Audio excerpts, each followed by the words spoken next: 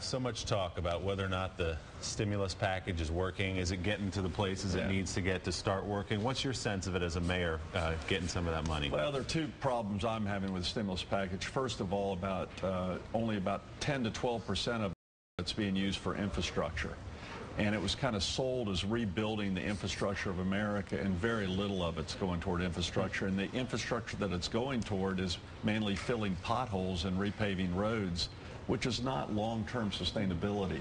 You know, I've said before that Roosevelt built dams, Eisenhower built highways. We're really filling potholes with very expensive money. There's a couple of questions, Mayor McCrory, pertaining to that, because first of all, in terms of job creation, that's not long-term job creation. That's not jobs that develop into more jobs that are higher end, which is, by the way, the large percentage of people who are unemployed have jobs that are you know, 10, 20, 30 years high-level, white-collar jobs that, you know, how do you replace those? Not with potholes. No, most of the other 80% of the money is mainly going to fill government jobs. I'm using it to hire new police officers in Charlotte. Now, that's the good news, and we need new police officers. The bad news is the grants only last about 2 years. Again. So mayors and governors have to make sure they budget for the long term and don't get stuck in the same position 2 years from now. But let me ask you about that.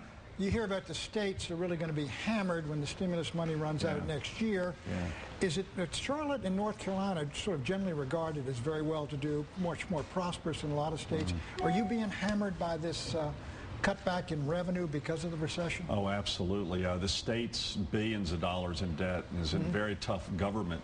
The state government's in terrible deficit right now, and they're using some of the stimulus money to fill the deficit. So 2 years from now, they're going to have to deal with the same issue.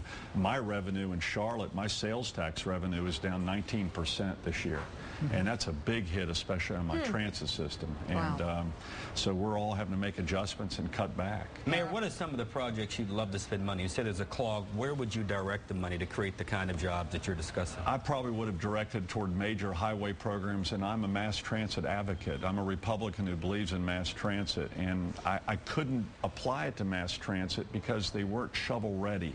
And that's the second issue I had, was this definition of shovel ready is very difficult for cities, because in cities you have to go through environmental studies and engineering studies, and that means they aren't ready to go. So you tend to pick short-term projects that don't have sustainability. All right, Mayor McCrory, thank you so much. Great to have you on the show. It's great being here. Thank you for having me. I love hearing the story about Sully's flight. That's nice. Just hope you get them on the way. You know, their egos are exactly the same. It hasn't gone to their heads. They're real pros. They're heroes. I met him at a party. They saved a lot of lives of people from Charlotte, too. Right. And I want to thank them. All right. Thank you very much, Mr. Mayor. Appreciate it. Thank you.